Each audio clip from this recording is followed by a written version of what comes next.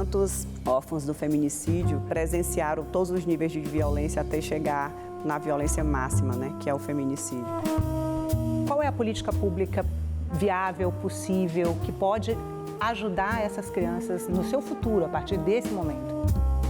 É muito desumano você presenciar uma mulher ou um idoso, uma idosa, uma criança, seja quem for, sofrendo violência, seja qual tipo de violência for, especialmente também a física, que a gente tem várias testemunhas de violência.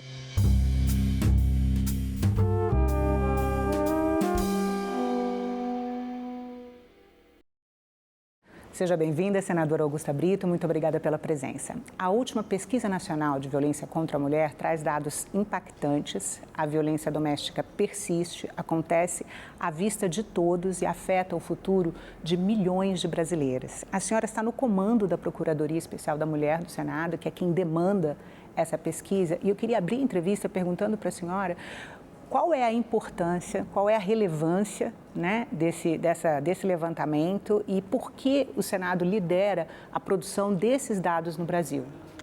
Bem, que bom que eu estou hoje na Procuradoria Especial. Obrigada pelo convite de poder estar aqui presente.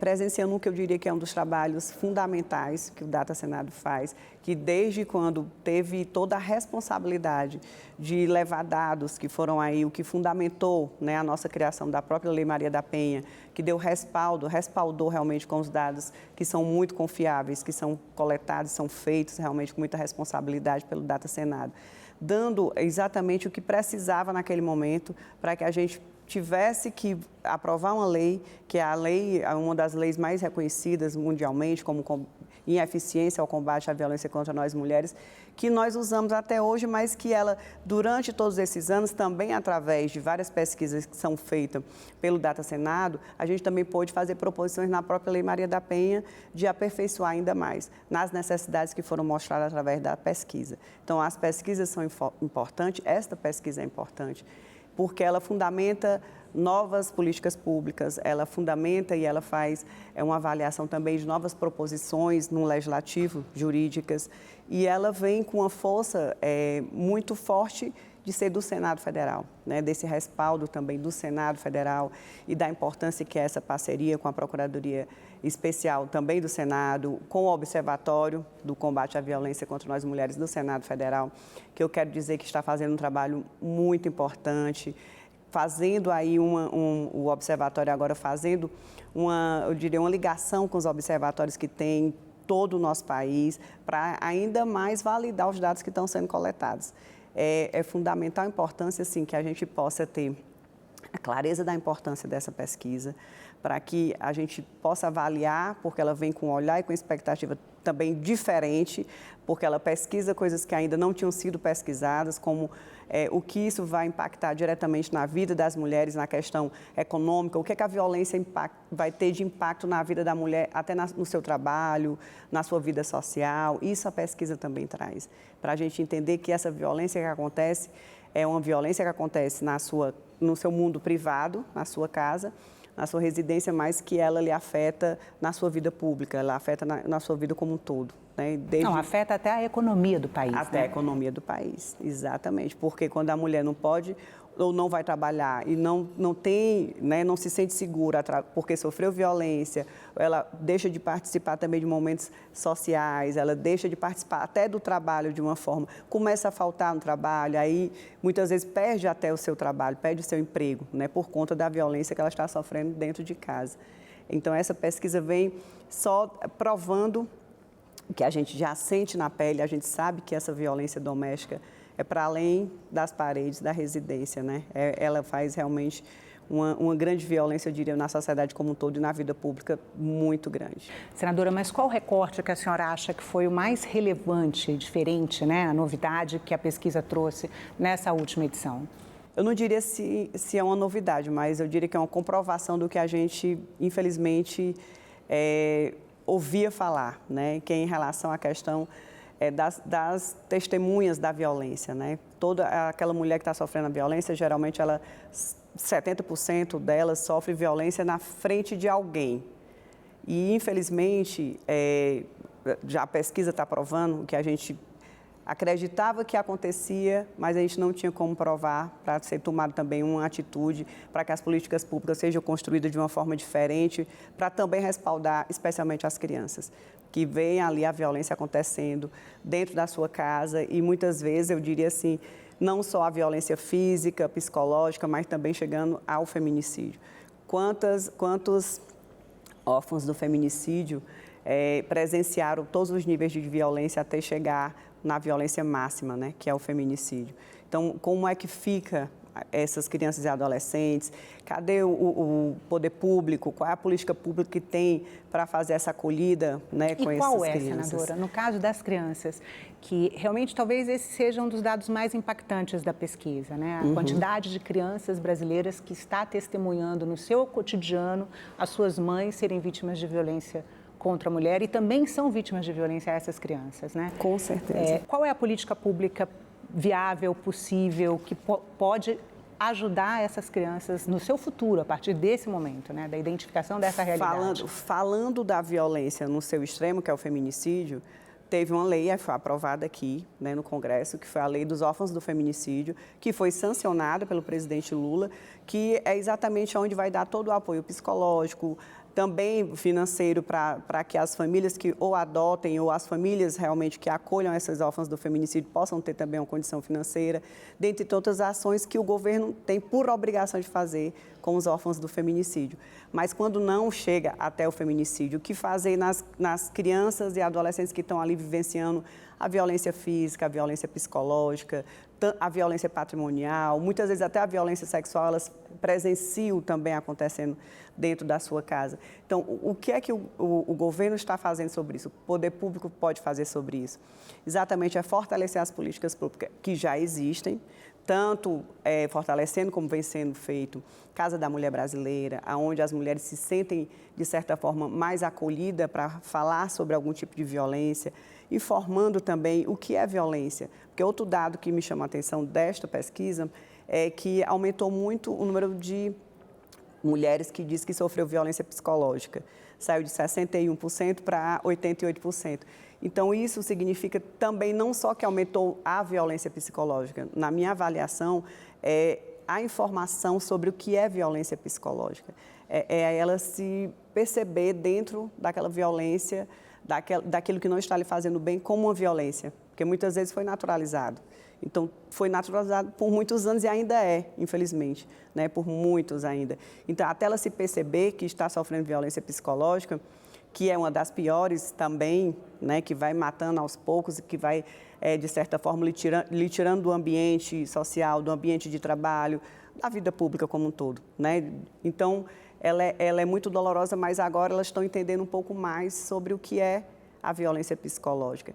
E o que foi relatado para mim, dentro da pesquisa, é que quando era feita a pergunta se a mulher sofreu alguma violência doméstica, familiar, simples e seca, muitos delas diziam que não. E quando se perguntava mais especificamente, citando alguns exemplos de violência psicológica, aí elas diziam, não, já sofri sim violência, porque elas não sabem o que é a violência, né? Infelizmente, pensa que a violência é só a violência física. E nós sabemos que existe tantas outras que vêm aí para poder chegar até a física, né?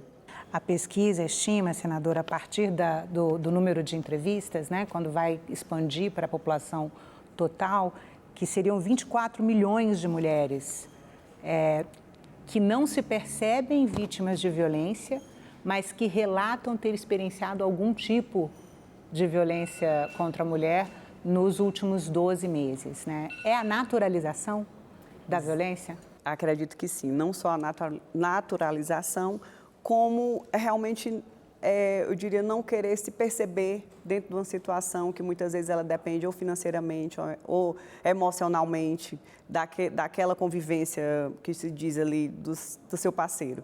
Então, muitas vezes ela não se percebe na violência, não deixa ou não aceita ou quer fazer de conta que não, porque ela depende financeiramente. Pelo menos um dado que nós temos lá no Ceará, que 65% das mulheres que sofreram algum tipo de violência voltam a morar com seu agressor exatamente por depender financeiramente, além da dependência emocional, que a gente sabe que é muito forte né? Exatamente pelo machismo que vem se reproduzindo como se fosse normal você aguentar tudo e tem que aguentar porque você é responsável pelo seu casamento.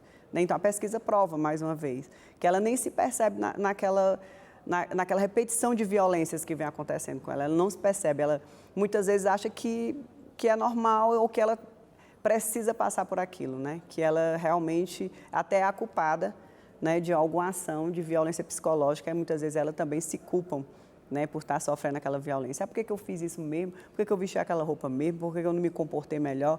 E isso nós sabemos que é a naturalização, né, que veio da violência na forma do machismo que foi se reproduzindo por muito tempo. Quando a senhora fala do fortalecimento das políticas públicas para atender as vítimas, para atender as crianças, isso vai além de decisões políticas, quero fazer isso, eu quero fazer aquilo, passa também para uma questão orçamentária, né? Como que a senhora vê a questão? Como é possível fortalecer essas políticas públicas? Fortalecendo o orçamento. Com toda sinceridade, nós tivemos a oportunidade de presidir, né, por um período aqui, a Comissão do Combate à Violência, comissão mista, que é entre deputadas e senadoras, e senadores e deputados. E no relatório final, nós tivemos também algumas sugestões de proposições que podem ser feitas para melhorar ainda mais. E veio a questão do orçamento. E dentro do orçamento que a gente aprovou na comissão, né, do ano de 2024, foram proposições de mais de 4 bilhões em várias ações que iam fortalecer as políticas públicas em relação ao combate à violência contra nós mulheres. As políticas realmente que têm que ser fortalecidas para o combate à violência contra nós mulheres, só o discurso, né, só a fala, que também é necessária, não vai resolver. E que articulação é possível para viabilizar várias articulações, esse orçamento? E, inclusive, as articulações que o próprio Senado Federal, a Câmara de Deputados faz em relação a essa interlocução com o Executivo, com os ministérios que são responsáveis, porque ninguém pode falar que é só o Ministério das Mulheres, né? Então, são ações que são levadas e proposições que foram levadas para vários ministérios, né? Desde do Ministério da Educação, onde se vê a necessidade de se falar do combate à violência contra nós mulheres dentro das escolas, né, com um projeto que leva a Lei Maria da Penha para dentro das escolas, como tantos outros projetos junto com o Ministério das Mulheres, Ministério da Justiça, né? Então, fazer também esses encaminhamentos e essa, eu diria, não é nem interlocução, né? Essa parceria necessária que existe entre o Executivo e o Legislativo também pode fortalecer essas políticas para que elas possam acontecer e para que a gente também possa fortalecer dentro do orçamento para que elas venham aí com uma força maior. Senadora, a gente estava falando sobre a naturalização da violência e tem um viés perverso aí, que a pesquisa aponta que em 40% das situações de violência vivenciadas por mulheres, com adultos presentes no momento da violência, nenhuma testemunha adulta ofereceu ajuda à vítima, né? Como é que a senhora vê esse grau de omissão?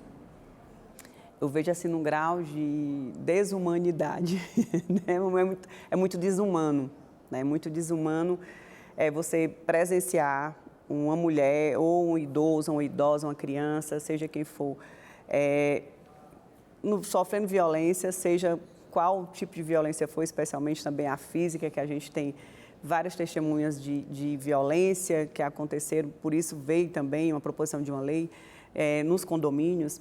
Na pandemia, infelizmente, fortaleceu também a questão da violência contra a mulher, contra os idosos, contra a criança. E relatos de mulheres que gritaram por socorro dentro de um condomínio, onde você tem, geralmente, um vizinho bem próximo, onde você tem um porteiro, um vigia, você tem um condomínio, né, ali que tem um representante, e que ninguém fez nada. E que no dia seguinte ela recebeu a notificação porque estava acabando com a ordem, né, do condomínio. Enfim, ela estava gritando por socorro, pedindo ajuda, e eu acho que é uma questão até de cidadania, né? A gente ou descapa um número para a polícia 190, ou pedir ajuda, né, dos órgãos competentes para que pudesse ali, muitas vezes até evitar um feminicídio, né, mas não se omitir daquela violência, né? E essa naturalização faz com que essa pesquisa está provando.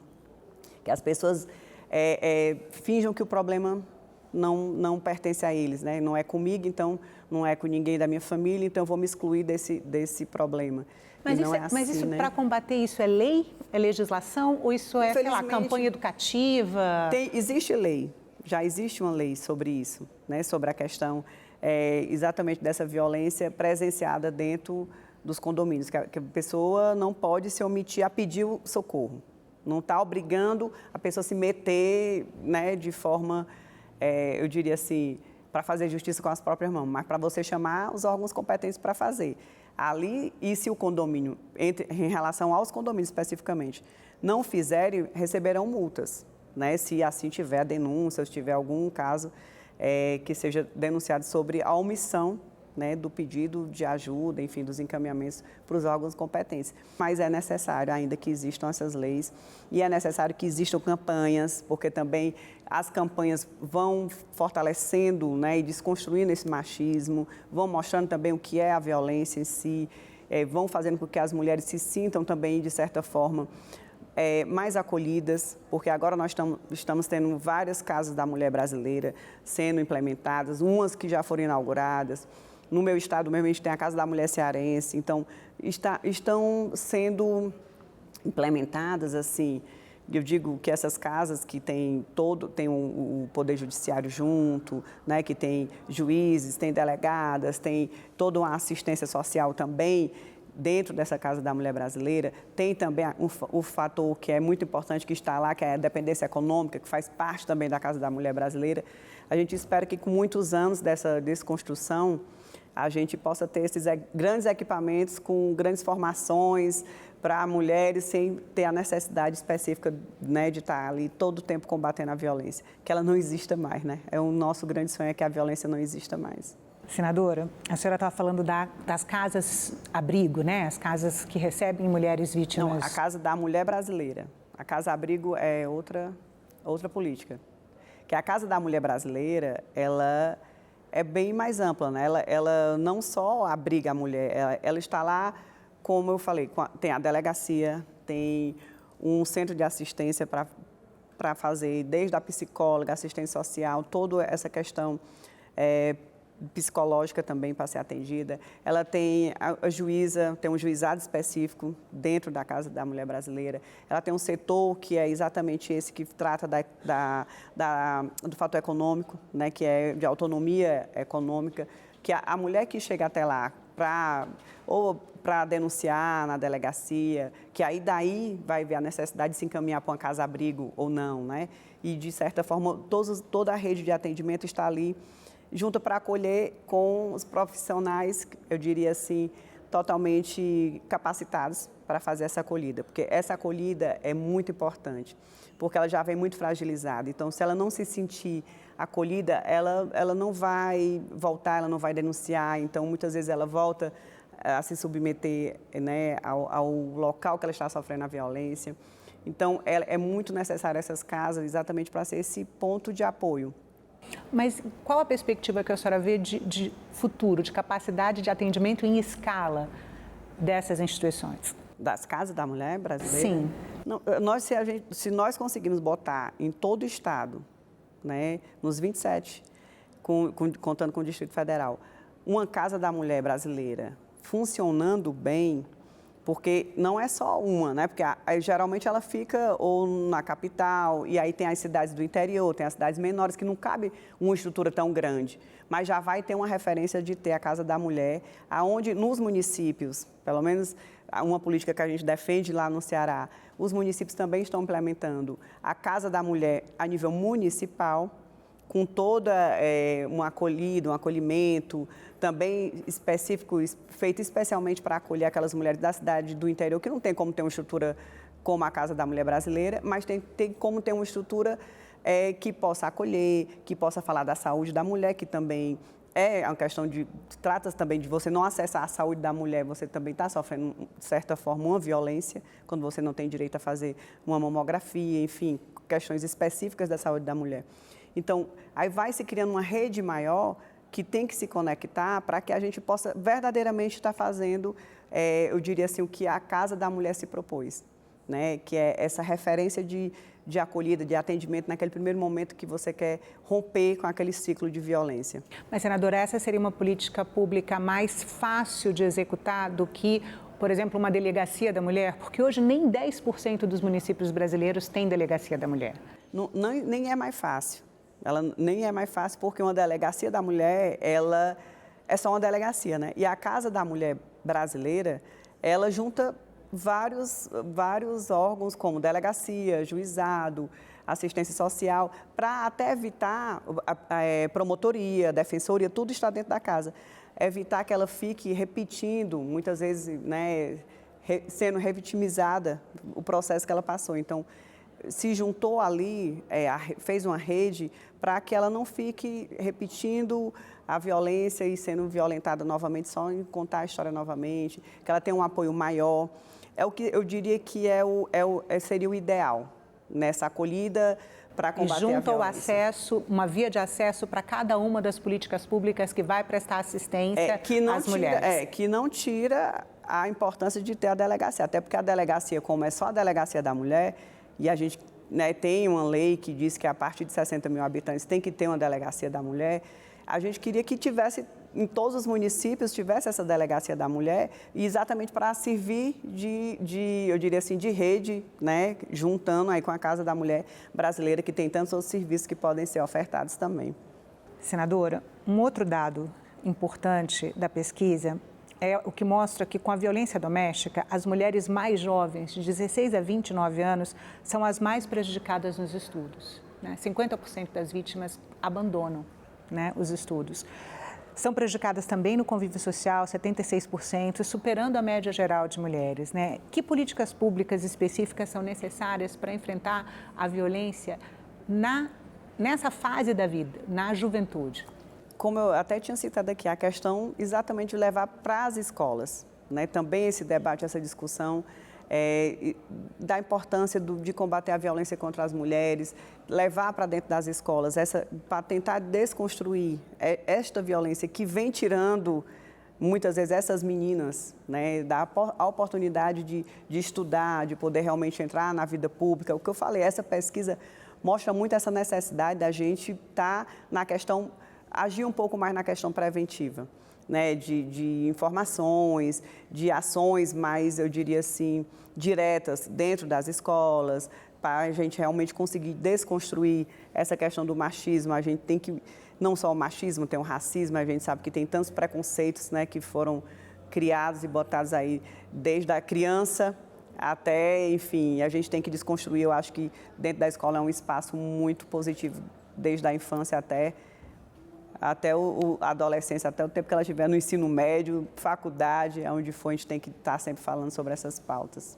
Senadora, a senhora já tinha a experiência na Procuradoria da Mulher no Ceará, né? O que a senhora trouxe dessa experiência para o Senado? Ainda estamos trazendo, ainda mais, né? Primeiro foi a questão do Zap delas, né? Que é uma ferramenta de WhatsApp que, quando a gente implementou lá no Ceará, na Procuradoria Especial do Ceará, a gente recebeu muitos pedidos de ajuda de outros estados, né, estados vizinhos que tiveram acesso e souberam que tinha esse Zap delas, que foi do Piauí, ali, né, ali ao nosso redor, vários pedidos. E aí, quando nós fomos assumir aqui, assim, a oportunidade da gente poder atender a todos os estados, né, de uma forma institucional, né, que é através do Zap delas aqui do Senado Federal. E aí a gente fez um recorte de violência política nesse Zap delas aqui do Senado Federal, pela proximidade das eleições do ano que vem, pela necessidade e experiência que nós temos de viver violência política praticamente todos os dias, né, em todos os espaços. Mas, assim, já foram 130 mulheres que precisaram ser atendidas, recebidas pela Procuradoria aqui do Senado. Eu sei que esse número já aumentou, mas eu não estou com esse número aqui agora.